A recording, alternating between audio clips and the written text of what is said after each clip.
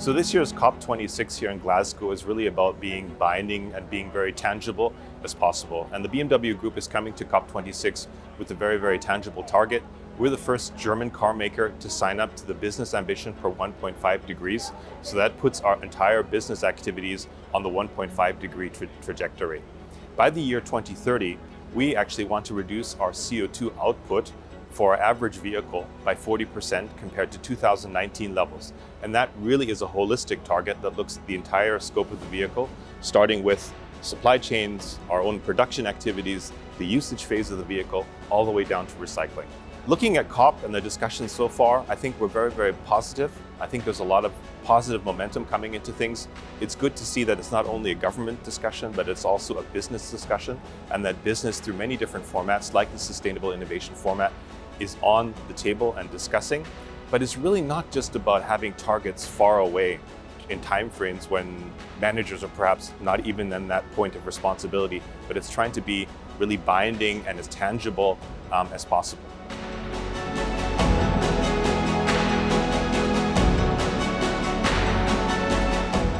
Well, infrastructure plays a very, very crucial role for the uptake of electric mobility. Electric mobility can only really function if we have a good and intact ecosystem, so that it consists of electric vehicles, on the one hand, that consists of charging infrastructure, public and private, as well as renewable energy within the grid. And from a product perspective, I think you see a lot of momentum. OEMs around the world are bringing electric vehicles onto the market. The BMW Group, for example, by the year 2023, will have 25 electrified vehicles available as series models, and over half of those will be fully electric.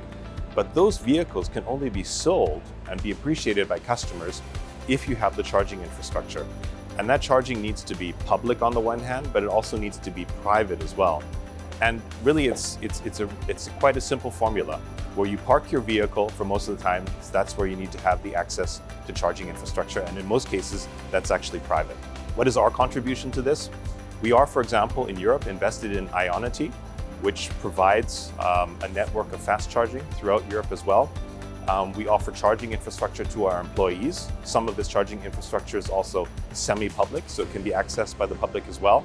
And to BMW Group customers, we also provide BMW Charging, which is a service provider that allows you to access many, many charging posts around the world.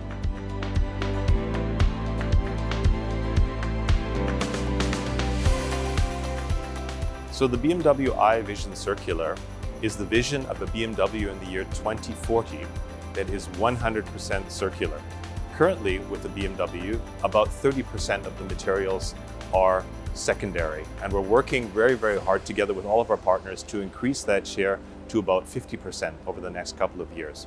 The BMW i Vision Circular shows that from a theoretical perspective, it's possible to have a 100% circular vehicle. But there's still lots of questions that are open.